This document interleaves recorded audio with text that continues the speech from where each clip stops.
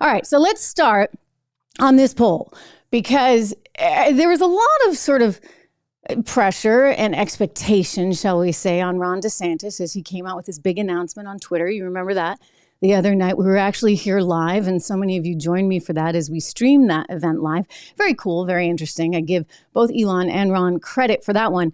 However, it didn't quite have perhaps the bang or the whiz that, well, that time going down the escalator at Trump Tower did, right? Shall we say?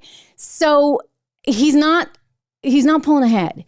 In fact, when you look at these new numbers now, and look, there's a margin of error, of course, and polls are just polls. But when you look at these numbers, it's a survey of 1,520 U.S. adults that are registered Republicans. What you actually find is that he's losing ground, which is sort of shocking, right? Like when somebody comes out and declares their candidacy, usually they get a bump. You don't usually see them go down. But Ron DeSantis is going down, ladies and gentlemen. I'll start with Trump. Trump was at 48% back in early May. That was around the time when they came out and they arrested him, et cetera. And he had seen a little bit of a bump, remember, because of that? Well, you would think that Ron DeSantis, with his PR blitz, sort of, on Twitter and elsewhere, would have also gotten a bump. But instead, that's not actually the case. Trump is now at 53%. So he's climbed from 48% to 53%. I'm going to get into the reasons why I believe, anyway, that is actually happening. DeSantis now lags further behind than he did just a few weeks ago. He's at 25% right now, down from 28% in early May. So in other words, DeSantis, he had been trailing, by 20 points or something in the previous Yahoo News YouGov poll. And today, he's trailing by 28 points. Wow. So why would this be? Oh, by the way, the other candidates, I should just point out, there's 7 that have officially said that they are running, including Nikki Haley.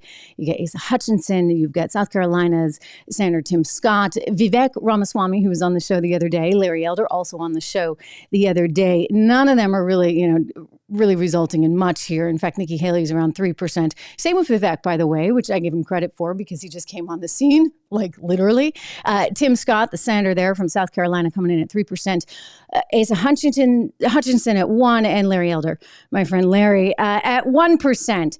But what's also interesting, and I'll just give you some more numbers, is if you look at a hypothetical two-way matchup, it's really no better for DeSantis. Trump still leads him at 55% to 31%. And again, this is up from 50% to 36% in early May. So you got to ask the question, are Americans seeing DeSantis and now saying, oh, gee, he's not quite what I thought?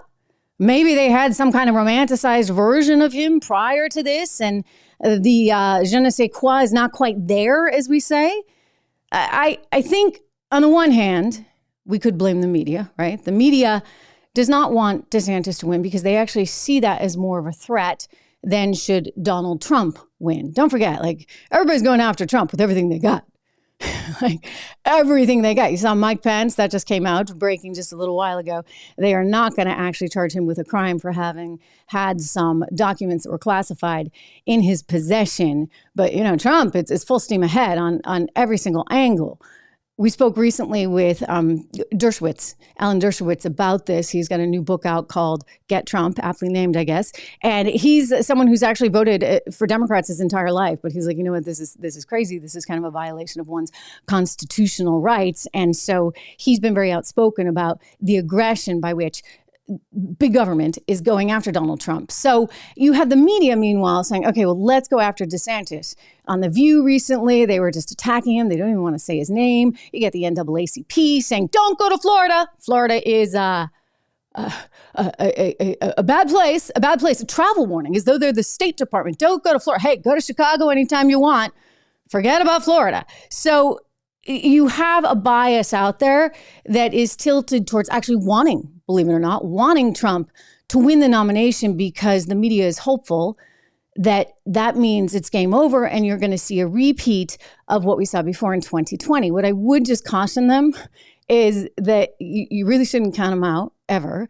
And you should never take anything entirely for granted. That's exactly what went wrong, shall we say, in 2016. They, again, wanted him to win because they thought he was the most beatable. They just didn't realize how unappealing Hillary Clinton was and is.